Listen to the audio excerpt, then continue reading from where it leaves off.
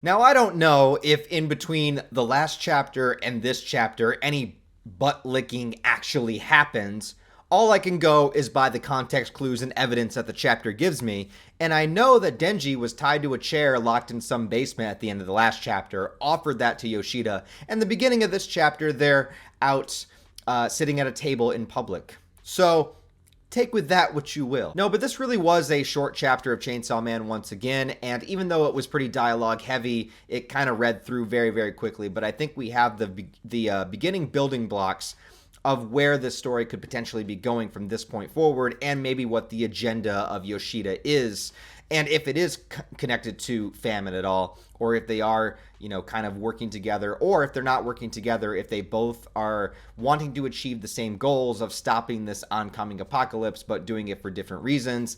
All that stuff is still kind of behind the scenes and not really known. We're pretty much taken to the perspective of Denji in this chapter. Asa is nowhere to be seen. This is purely a chapter between Denji and Yoshida sitting at this coffee table in public while there is this kind of protest that is going on of these people that don't like Chainsaw Man and hate him and view him as an enemy to the system, as opposed to the people that were loving and praising him before. And there are still people like that, but it seems like there's this kind of chaos, these opposing sides about the issue of, is Chainsaw Man, good for us as humans, or is it just another devil to be afraid of? And it seems like the people of the Chainsaw Man church, the fans of him, are getting larger and larger as well. So there seems to be this giant division that is happening right now between these two factions, and it might be almost equal. I'm not exactly sure. I don't think the chapter really emphasizes one side being more than the other, but I think that the entire idea of what it comes down to is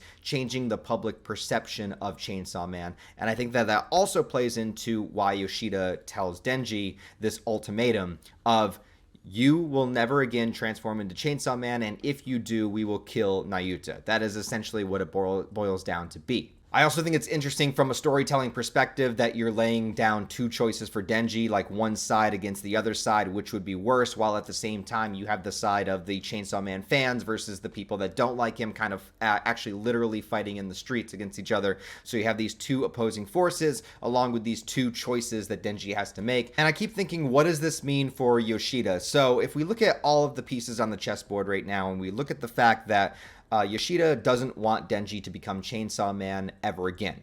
But other than that, he's allowed to live a normal life. He can go be a human as he was. He doesn't have to worry about things. He can just go about his business. He doesn't have to be held captive. He doesn't have to lick any butts. Like, there's nothing that he has to do. Just don't become Chainsaw Man. And it is so important that he actually has the threat of the guns against Nayuta's head, saying that if you do, we're going to show you her corpse. Now, Nayuta does show up in this chapter, which is hilarious because you would think that during this ultimatum, it would be a pretty easy choice that he doesn't want to risk the life of Nayuta, and he'll agree to what Yoshida has to say and say, yeah, sure, I won't become Chainsaw Man again. But the other guards bring Nayuta over as if that whole conversation would already have taken place and he would have already agreed, and he's right in the middle of it, and Yoshida's like, dude, I'm still in the middle of like my speech here. I'm still in the middle of making him decide, which I thought was really funny, and definitely that classic Chainsaw Man humor of just that the pure awkwardness of a situation. And you have a character like Yoshida who is very stoic, very no nonsense kind of guy, and then he's kind of flustered at the end of this chapter, like bro, like it's too soon. I didn't give you the signal. What are you doing? So Denji and Nayuta are reunited, and Denji doesn't want to make this choice. He keeps vying for a third option, that there has to be another way. But what is the purpose of Yoshida not wanting this to happen when we already know that there is another duplicate Chainsaw Man that is out there, and we have this kind of like feud that's happening between humanity at the moment of wondering, this curiosity of, is Chainsaw Man actually good for us? Is he not? Should we value him? We have Famine kind of manipulating the guy that's the head of the Chainsaw Man fan club and everything like that, and he's a huge fan of him. We also saw that mysterious figure behind him. So there is a vast, I don't want to say worldwide, but like pretty heavy manipulation of people right now as to the perception of Chainsaw Man. And I haven't quite been able to figure out how it all comes into play, but there is definitely a narrative that is being created here with Yoshida telling Denji to never become Chainsaw Man again. You have another Chainsaw Man like figure out there. You have the church or the fan club or the church kind of building and building more members. But what kind of Chainsaw Man are they actually going to be following if Denji is not the Chainsaw Man in question? If we have a different Chainsaw Man like character out there for them to follow or for other people to hate. And what does it all mean when the apocalypse actually comes, when the death devil actually comes? Are they trying to build up this secondary Chainsaw Man to be this figure in the public eye and only use Denji when it's beneficial to them?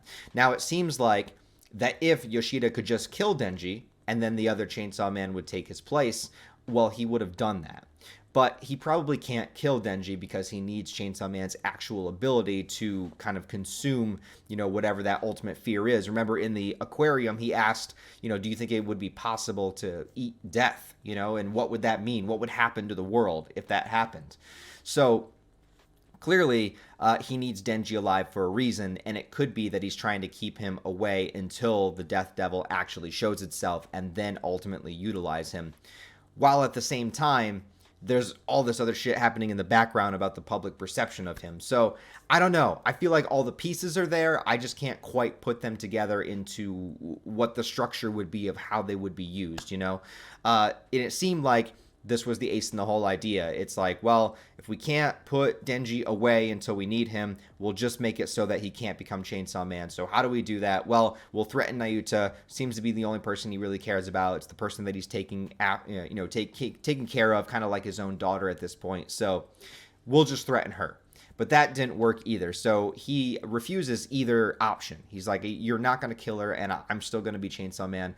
But Denji himself has no idea what is actually going on behind the scenes. I don't even know how aware Denji is of the oncoming apocalypse. Maybe it would be best to just tell him what is happening, I don't know. But there's something here that is happening with that, and I can't quite put my finger on what, but it does have to do with that, where Denji needs to be kept in check. It is not his time yet to be used, and given his character and given his personality, well, there's probably many things he could fuck up along the way while just kind of like putting himself out there in the public eye. So they want to keep him hidden, or they want to keep him subdued. They want to keep the Chainsaw Man version of him subdued in some way, and they're trying to figure out all these ways to do it. Now, we did already have him captive in the basement with the threat of Nayuta, so I think that maybe that was the better play. Maybe Yoshida was trying something different here to not seem like such a sadistic, like, I don't know, like axe murderer or something. Maybe he was like, all right, let's free Denji, bring him up to the public, show him what's going on, and just tell him we don't want him to be Chainsaw Man. Like, that's it. We'll just tell him outright, and then we'll have the threat of Nayuta, but it just didn't seem to work. And then Yoshida's just kind of all flustered at the end of the chapter and lets Denji walk off, so I'm sure he's going to be thinking of a plan C to go along with the next phase. So I don't know, man. I think there's very interesting things that are happening here. I'd like to go back to Asa and see what she's up to, but there's definitely chaos brewing. There's chaos in the streets, there's chaos in humanity, and there's the ever-looming threat of the Death Devil, which has not yet shown itself. So, I don't know. It was an interesting chapter, maybe a little too quick, but I think that it is impressive that even within these short chapters that Fujimoto is able to progress the plot, remind us why we love Denji as a character, and add in that classic Chainsaw Man humor at the end, while still having an actual threat and still having actual stakes. It's a really impressive way to write the story, even if it doesn't feel like we get that much week to week. But anyways, guys, let me know what you thought about it, and what do you think the overall kind of master plan is for here, for Yoshida? Like, what do you think he's actually wanting or attempting to do by keeping Denji kind of in the background until he's needed, or at least that's what it seems like. So let me know what you guys think. Also, if you enjoyed the video and the review, give it a thumbs up and a comment, because all that will help it in the algorithm. And if you want to support the channel on a deeper level, I do have a merch store, Patreon, channel memberships, all that turned on. Link it down below. Twitter, Instagram, Discord, all that stuff. Other than that, guys, hope you all have a wonderful rest of your day, and I'll talk to you next time.